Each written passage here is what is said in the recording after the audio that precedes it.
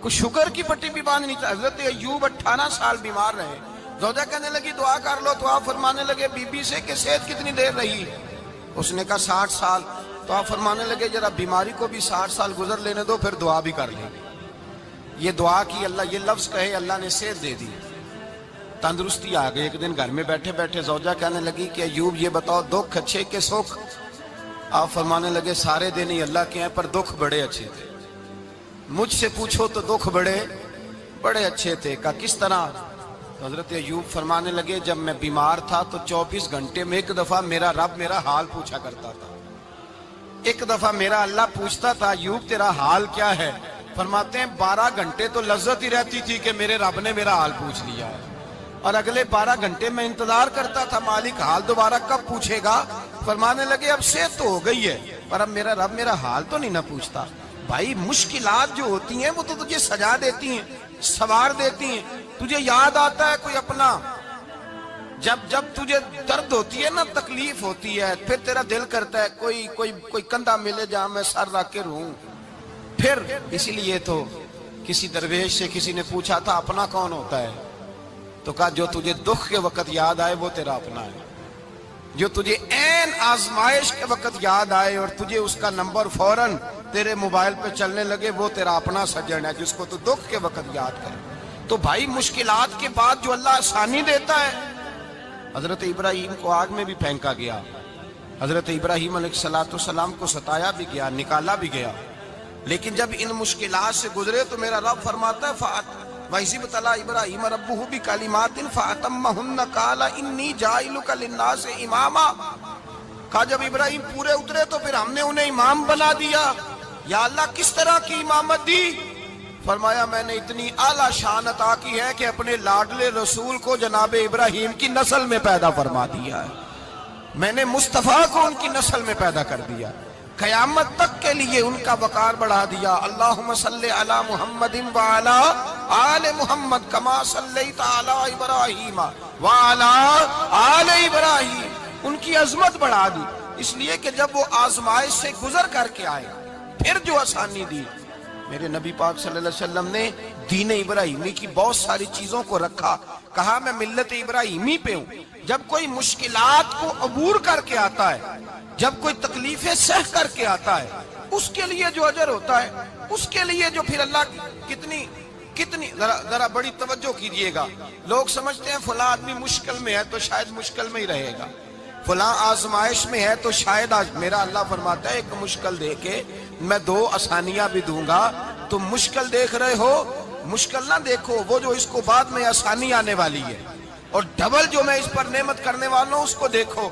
حضرت یوسف کو بھائیوں نے کنویں میں ڈال دیا تھا، اور جب کنویں سے نکلے تو مصر کے بازاروں میں بکے، اور پھر زلیخا نے الزام لگایا تو حالات بگڑ گئے.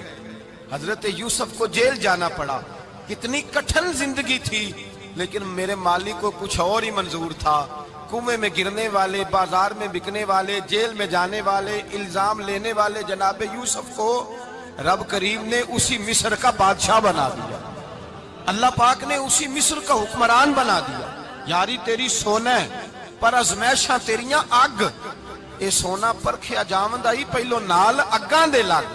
اس کے لیے تھوڑا سا جتن کرنا پڑتا، تھوڑے کٹھن حالات سے گزرنا پڑتا، تھوڑی آزمائشوں کا روپ دیکھنا پڑتا. ہم چاہتے ہیں کہ ہمیں چھیڑے کوئی نہ کوئی تکلیف نہ آئے، کوئی آزمائش. یہ ہو نہیں سکتا میرے بھائی. نامی کوئی بغیر مشقت نہیں ہوا. 100 بار جب عقیق کٹا تب جا کر نگی ہوا. ہم چاہتے ہیں کہ ہمیں کچھ بھی دقت نہ آئے، مشکلات نہ آئے. اور مشکلات تو انسان کو سنوارتی ہیں بھائی، وہ تو نکھارتی ہیں.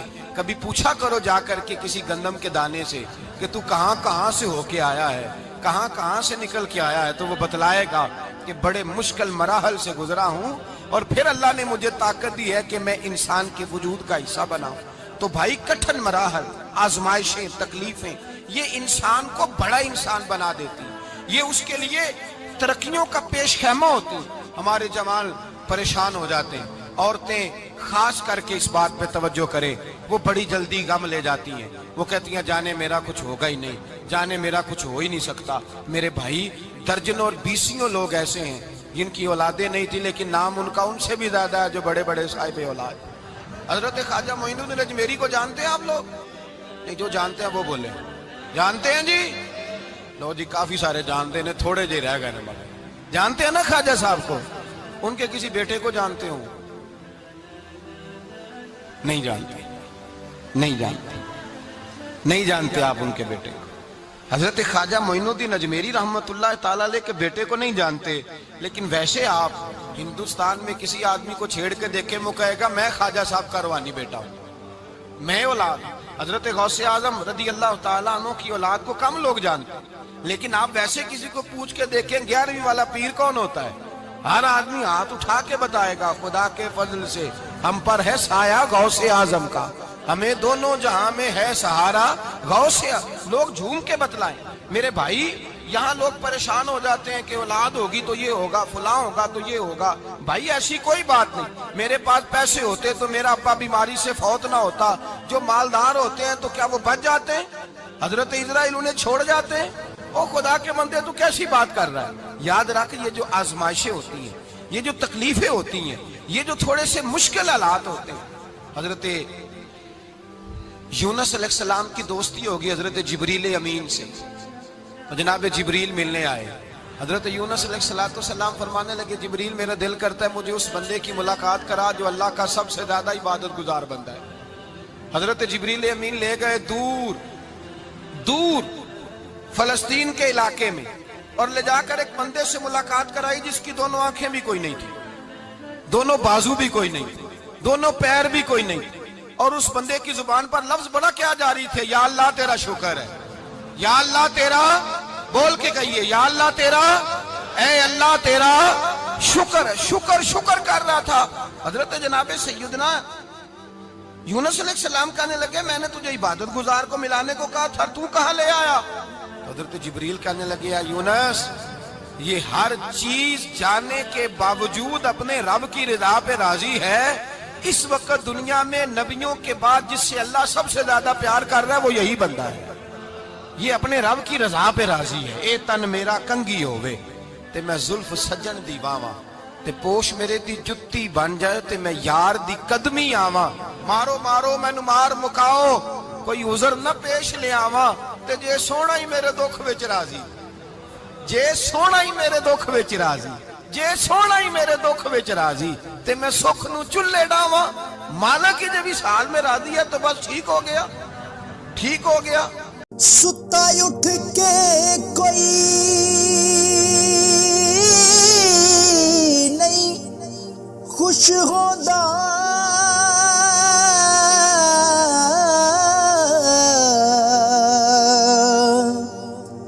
بڑے ستے جگا کے میں ویکھیا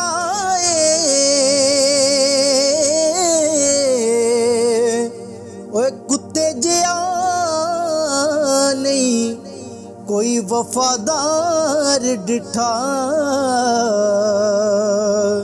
تے ٹکر سکا بھی پا کے ویکھ آئے۔